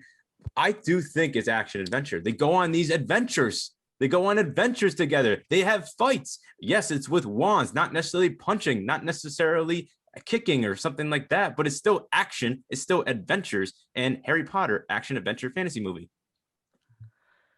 It's an adventure fantasy. If you didn't let Star Wars in, I would have never picked it. That is a fact. There's Star Wars. There's wars in the name. I think it's the Harry fact. Potter I think is it's still the fact fights that and battles. Well, actually, like there's no guns. Yeah, nobody shoots a gun. But nobody shoots a gun. Yeah, in they Star do. Wars Han Solo. either. Han Solo. Lasers. Well, yeah, that counts. It's a laser. So a laser gun. Sure. These swords, they're still battling. I guess no, it's okay. Hey, if you got sorry, I picked it, but I feel bad now. But now I wish we didn't do Star Wars then, or Lord of the Rings. Like I wish we just didn't do that then. If I'm getting flack for Harry Potter now. We established the rules at the beginning of the draft. After that first pick, I should not be complaining. There's no turning back now. Now I wish we didn't do it if I'm getting flack for Harry Potter. Like, whatever. I get flack for that. Wait, after the Star Wars and Lord of the Rings go off the board, I didn't think so. So. All right. I think Nez. Oh, what are you gonna say, Doc? Or if I'm looking at like Star Wars, if you're using the adventure aspect of it, yeah, like Harry Potter, they do that, but like the Star Wars is the definition of Star Wars. It's not even just like the wars. It's like, dude, think about even the spin-offs, the Mandalorian. Like all he's doing is going on these different epic journeys, and he's a bounty hunter. That's like John Wick's a bounty hunter, dude. Like they are. Like you could make that argument. No. Yes. I don't know. That's the way I'm looking at it, but I think it's just based on perspective. We're halfway through the draft now, but looking at it now, we should have just done it like a different time. Like we're doing a separate one for superheroes. We should have done a separate one for fantasy, maybe. But we didn't. Yeah. Well, maybe we could do that in a future time. But Nez, your third pick. Yeah, I'm picking the Bourne series. I don't know what they call. Is it the collection? I don't know. The Bourne Ultimatum, the Bourne Supremacy. Those movies are true thrillers. Jason Bourne. Jesus Christ, it's Jason Bourne. All-time line right there.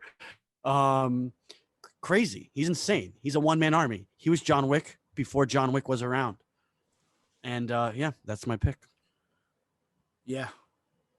I had it as a third rounder. It's like right on the money. And they're talking about like hand-to-hand combat, true like action movie, right? It has that same vibe. It's exactly where it should be. It's more than deserving of a top spot on this list.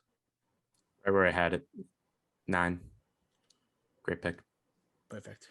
All right, Doc. Did you guys like the recent one, the Jason Bourne with Matt Damon when he came back to it?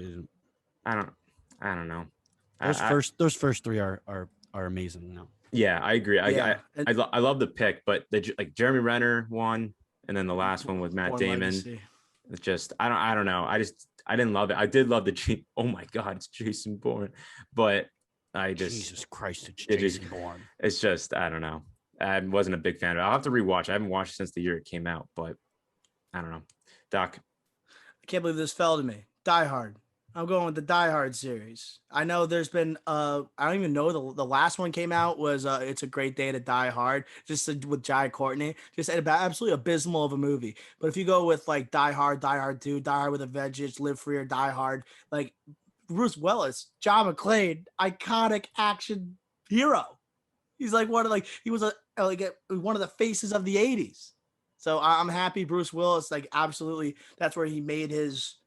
He made his claim in Hollywood, and it obviously made him skyrocket. And he's closely associated with that franchise. But I'm glad I'm getting it at the end of the 3rd round.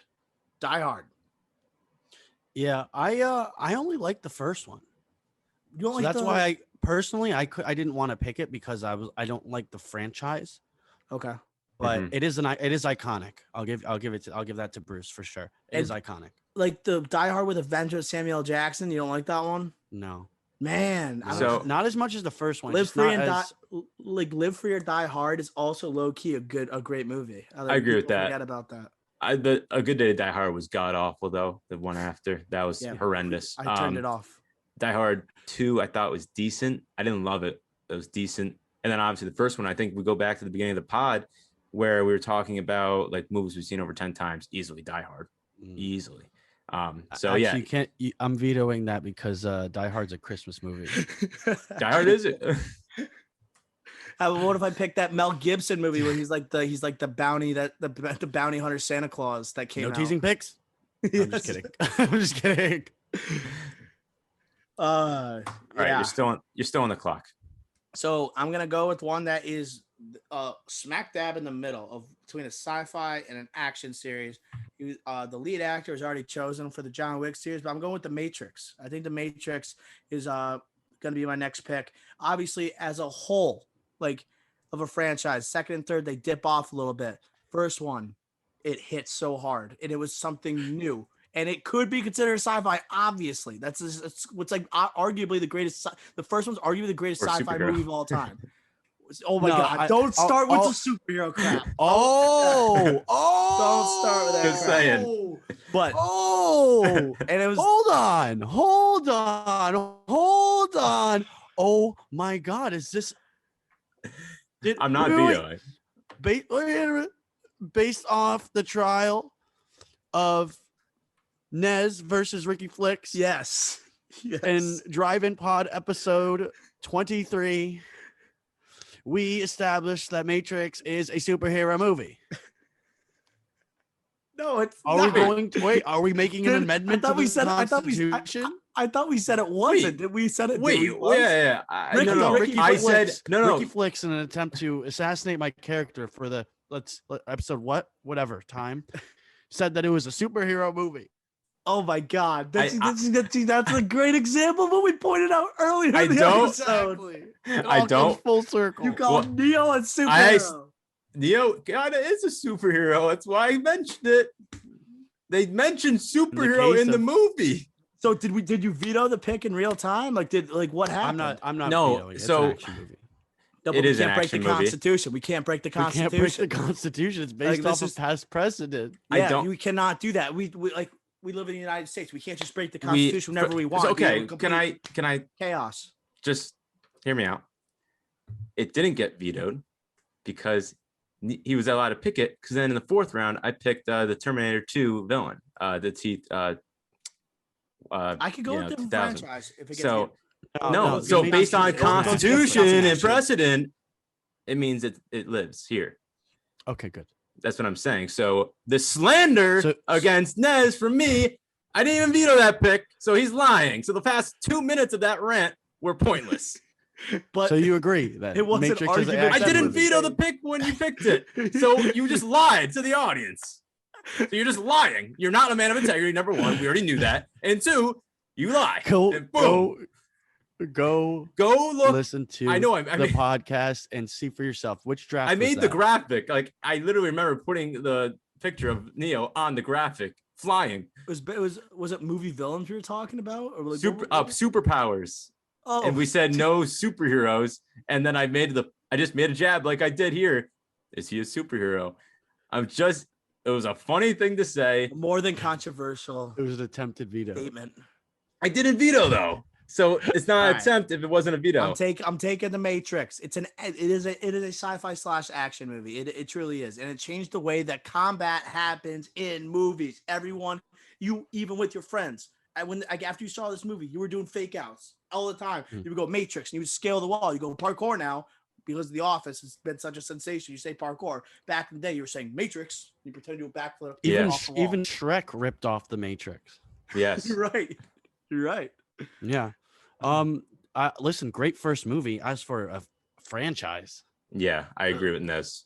But not a great the franchise. action still sort of hit in the second and third. Yes, it got a little like sketchy, I guess, in the third one. But guess what? They might redeem themselves with Matrix 4. But I think the first one is so powerful compared to the other two that it just holds weight. There are loyal. So good, such a great movie, revolutionary movie. There's a lot of Matrix Revolutions. There's a lot of Matrix stands out there, so I think this will look good too on the graphic for you. Nez, you're fourth. Okay. Oh, I accidentally deleted something. Anyways, I'm going with Rush Hour. I'm going with the Rush Hour franchise. That's an all-time action franchise, buddy cop movie. And you know what? Honestly, Rush Hour 2 holds up. Rush Hour 3, it's good. But I agree with that. They're 2 for 3. Rush Hour 3 is good. It's not bad. It's just not as good as the first two. They're 2.5 for 3. They're 2.5 for 3. I'll take that. If you're going based off comedy, I would say the Rush Hour 3 is arguably the funniest one. Yeah. But the action scenes, I mean, Jackie Chan, you got to get some Jackie Chan action in here because he's one of the greatest action stars of all time. And Rush Hour, really some underrated action in there, especially with Jackie Chan. I mean, he's absolutely carrying these action scenes in these movies. He's a beast. So, yeah, that's my pick, Rush Hour. What is it good for? Absolutely nothing. All right. I'm up. I'm looking at my board. A lot of potential vetoes here. And we're going to go. Let's pick it. Let's pick the Fast and Furious. In honor of Scotty Furious coming on. Let's just do it. We don't pick someone to do it. I knew it wasn't going to be me. Oh, we're not. Are we joking? And I knew it wasn't going to be Nez. I knew it was going to be you. Wait, are we joking? Is there a potential veto here? If there is, then I don't even. Oh, okay. It's a car racing movie. Are you kidding me? They fight in every movie. I'm just saying there was no way I was picking it. I think we made that clear. Yes, I know, but these are my last two picks, and I know Nez isn't going to pick it here. As in, I know both of you aren't. So, I have 2 picks left, and the rest is you two. So I have to pick it with one of these two. So I just decided to pick it now. The 6th highest grossing movie franchise of all time. 6th highest grossing. People love the Fast and Furious franchise. Unbelievable. I don't understand I where stand them. I can't stand them. It's bananas. It's bananas. If we're talking the greatest, like, just franchises in action movies, like, this one has 10 movies if you include Hobbs and Shaw. Like, it's just, I think it belongs in the top 15. You just said it was 6th all time in box office. Yeah, it is. It's not necessarily my favorite, but I do believe it belongs. I know you two aren't going to pick it. And you know what? Scotty Furious. This is for him. And then my 5th. Shout out to Scotty. Thanks for replacing me in top billing so I didn't have to watch that movie. And then the 5th.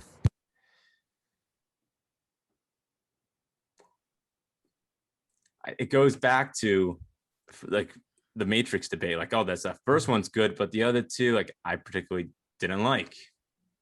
And I'll do this. I'll pick Terminator. Yeah. I love I think the first two are two of the best, not just action movies, but like some of the best movies of all time. The rest aren't great, but it's two out of the rest. There's like 5 now. I'll take them here. Yeah. Iconic franchise, iconic star in his like biggest role. Definitely worth being picked here on my big board. Have you guys seen the show? Is that at Disney World too, or is that Universal? I don't think I've seen that. No. I No? don't. It's definitely not Terminator at Disney. Definitely I not. thought it was yeah. No. What? Bob Iger would have a heart attack.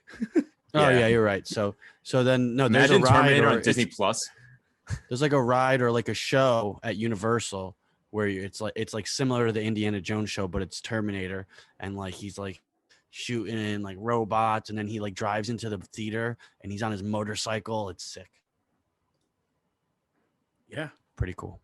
I'd be down to see that. I would have to just inquire and go.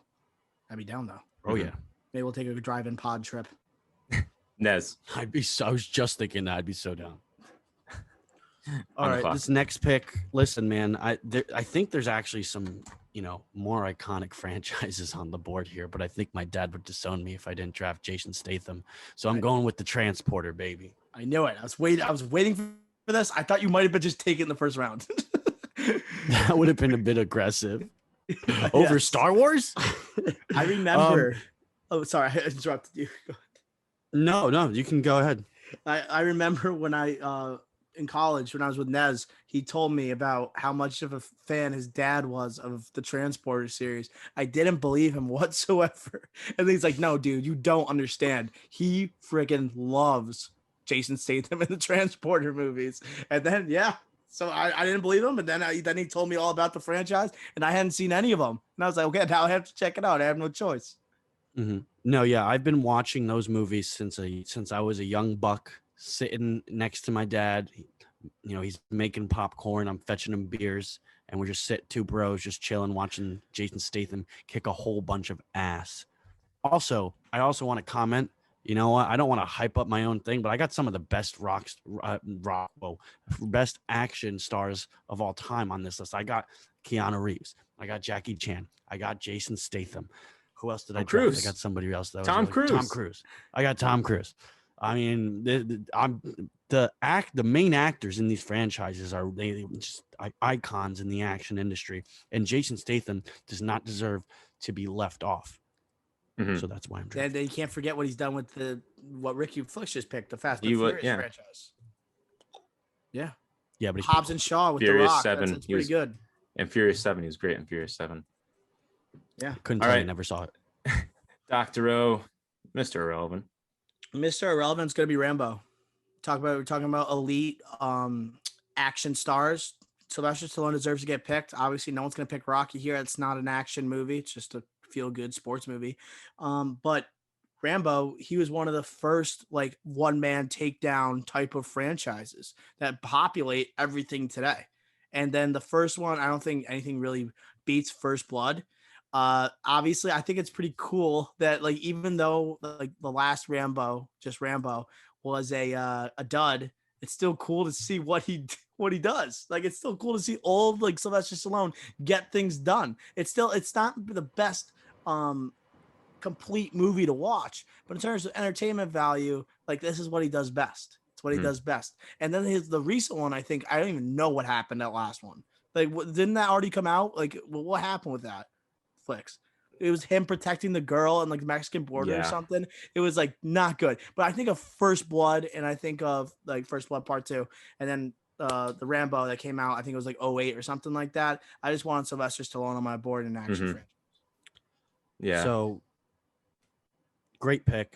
Definitely deserving of being picked. I know my friends and I, when you mentioned the first of the one guy versus an army kind of things, my friends and I used to have a game that we played called Rambo when we played Airsoft, and basically one person would take like the most powerful gun and they would go hide in the woods and everybody would have to go after them.